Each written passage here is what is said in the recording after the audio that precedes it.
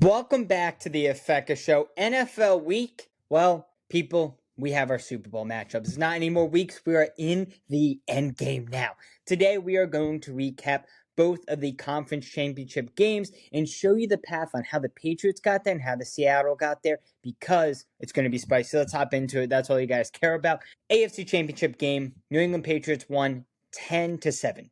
Now, the first half, it was beautiful. It was sunny. The second half, horrible conditions and an immediate blizzard made this game flip onto its head, and it was bad news bears for anyone not named the Patriots. Now, do they have the easiest path to the playoffs, to the Super Bowl ever? I'm not to say anything, but it seemed a little bit easy. Even during the season, I don't know. That's all I'm going to say. We'll get into the Super Bowl predictions in another show, but for right now, I don't know. Right, so New England, this is their 12th Super Bowl they will be attending. Drake Maye, he struggled through the air. He's the only quarterback to actually win a conference championship game, passing under 100 yards that played the full game. But he did lead with 65 rushing yards and a rushing touchdown, so at least there's that. And now he had a 28-yard scramble on a 3rd and 9, which was a pivotal play because they needed that to get the field goal. Here's what I will say. Did Drake Maye only throw for 86 yards? Yes. Did he need to throw for any more? No, he didn't. We saw what Sam Darnold did 2 weeks ago against the Niners. Like, if you don't need to pass that many, you don't have to. But Drake Maye, unlike Sam Darnold in that game, he got it done himself. He scrambled for the first downs and was consistent in that matter. Did have a lot of bad passes, but who's counting? Now, they open up the second half with a 9.5-minute drive, completely chewed up the clock, which was pivotal because this weather came in.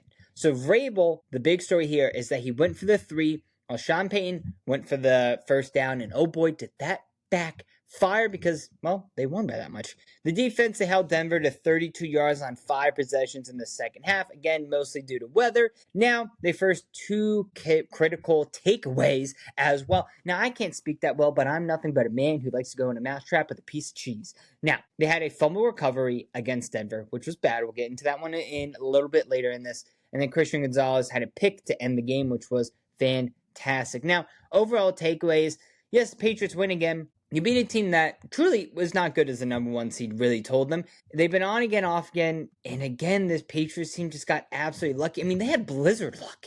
How bad is that? Like, how many Dairy Queen franchises do you need to own to get blizzard luck? I can't even say it right, but I can't even dump it down right.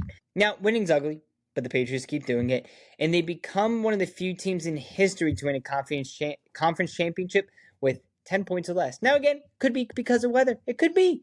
Who am I to say no? But it just wasn't pretty. Denver Broncos, it was less pretty for them.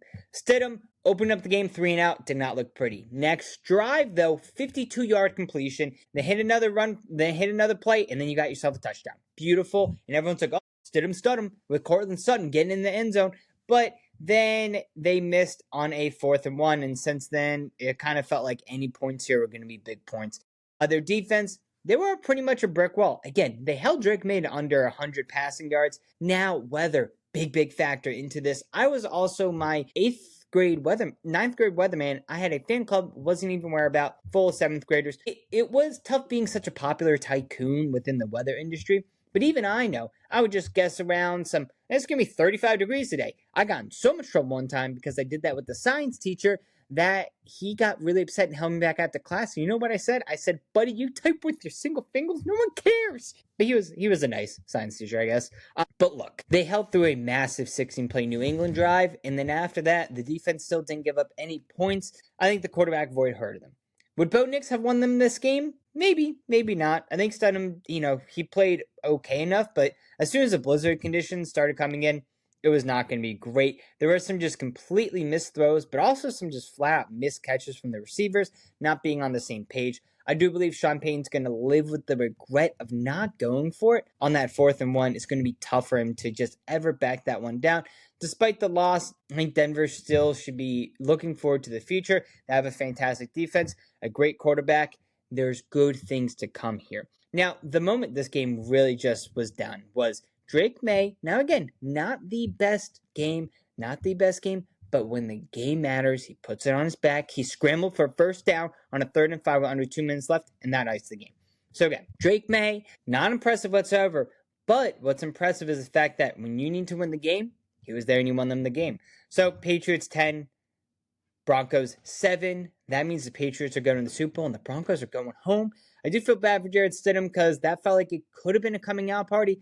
The weather definitely had a factor into it, but at least he got that sick 50-yard bomb off, right? We have the Rams taking on the Seahawks in the NFC Championship game. Now, Seattle Seahawks won 31 to Rams 27. A lot of points. It feels like the Rams team's the only team that was actually able to put up tons of points against the Seahawks team. But Sam Darnold silenced everyone. You want to chew him up and spit him out in New York? Guess what? He doesn't care. If you can make it in New York, you can make it anywhere. But if you can't make it into New York, you can go to the Panthers, then I believe the Vikings, and then the Seahawks, and then go to the Super Bowl. It's as simple as that. Now, he threw for 346 yards, 3 touchdowns, 0 interceptions. Best performance I think you've seen in his life. Like I said, 153 receiving yards. 153 receiving yards. I think he had over 110 at halftime and a touchdown. Just destroyed this Rams secondary, which we called out was a weakness. And the offense remained aggressively. You know, they got a great touchdown right before the end of the second half, and they kept the momentum pumping.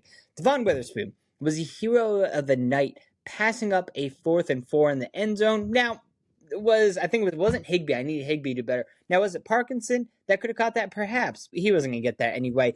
But they just rallied together, and this defense remains such impressive unit. I mean, we're talking more impressive than knowing how to play boggle without anyone ever explaining the rules to you.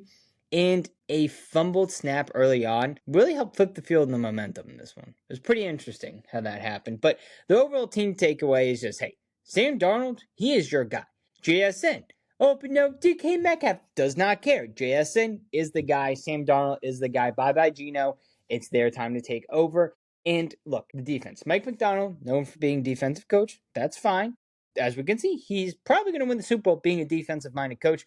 I believe Vrabel, is he defensive-minded or offensive-minded coach? I don't even know as I'm saying that. He's just so big, and I love it. But look, the 12th man was the main factor in this one. We saw Stafford basically having to get down like all the way and be like, Blue 42, just shouting out basically 1 inch off the ground. So congrats to all the Seattle fans. You guys came out and you did not disappoint. Now, who did disappoint? The Los Angeles Rams. Scored 27 points. I mean, Matthew Stafford gave it all. 37 years old, 374 passing yards, 3 touchdowns, nearly perfect on all the deep balls. Puka Nacua was a monster, 9 catches, 165 yards, and Adams had 89 yards and a touchdown. So both of their stud wide receivers were excelling in this game. But here's the thing.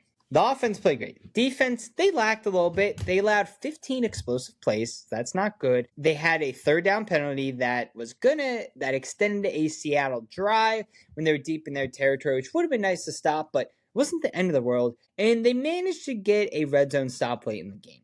So defense, they didn't do great, but I don't think anyone was expecting them to play lights out in the secondary. However, the no turnovers really did hurt them. So, okay. They didn't play bad on defense. They played great on offense, right? They put up 27 points against one of the best defenses. What happened? Special teams. There's 1, 2, 3 phases of football, and the Rams stink to high heaven on one. And it's always funny because you don't realize how much of an impact special teams has on a game until they are bad. That's what we realized here. There was a muffed punt. Right when the Rams were going to get a lot of momentum going, there was a muffed punt that turned into 7 points. Again, this game was decided in the turnovers. It was sad. It was not glad. It was very bad. Simple as that, people. But on the other hand, there was a Seattle defensive player, who I'm not going to say his name because I don't know it off the top of my head, that went way over the line. Well, really not way over the line, but they called him for, let's say, like an aggressive celebration, unsportsmanlike contact, 15 yards for the first down, which was absolutely insane when you think about it, because it's like, you're not going to let this guy celebrate. I understand it's not his birthday, but sometimes a guy has to blow off a little bit of steam, and so what? You start yelling at another man on the other side of the end zone, on the sideline. Sometimes you got to get in their face a little bit. This is football. This is not dodgeball in PE class where I used to get hit. This is football. A little bit different here. I think it's the pivotal point in this game was really the fact that both these teams were able to capitalize, but it was the touchdown at the end of the half that I think really solidified it, because Seahawks scored, then they opened up the ball in the second half. It felt like they got going early, they got a little bit of lead, and they were able to maintain it. Now, here's the thing. For Stafford's legacy, it's still great. So many more Super Bowl wins, so many more passing yards for the playoffs. He's playing MVP level. Now, is this going to hurt him, the fact that Drake Maye is going to the Super Bowl and he's not? It could hurt his MVP chances. Maybe not, but I mean, it could. If you made it this far, come on, people, like and subscribe. But I think the special teams needs to change. I mean, they lost the Eagles game, and like hypothetically, if they won the Eagles game, they could have had a chance to then go on and win the first overall seed. Would have been the easier, what's called walkthrough. They didn't get that. They lost it off of a blocked field goal. Like, what are we doing here, Rams? So I think it's done. I don't think you blow everything up. You try to keep Stafford as much as you can. I don't know if he's on a 1-year deal, if it's a 2-year deal. He'll go. I don't know. Who really cares? Like, he's really good, but he's not going to build you up for the future. Overall, though, the Seahawks are going to the Super Bowl. Now, why did I say their name weird? I don't know. Are they probably going to win? Probably. They're 4.5-point favorites. They open up 3.5, got automatically moves up to 4.5. And look, the offseason 29th pick in the draft, the Rams, but I know they do have Atlanta. So the Rams could come back. They can get some great draft pieces and build this team up again. However, I think Stafford maybe has one more year in him, but we'll see how it goes. Remember, he wasn't even supposed to play this year, people. It seemed like at one point. He was just in a cryo chamber. But I'm pumped to see what the Seahawks team's going to do. I think they're probably going to beat the smack out of the Patriots, but we'll see which side I'm on. Patriots have all this weird flukiness to them. They're probably going to win again. I don't know. If you made it this far, like and subscribe.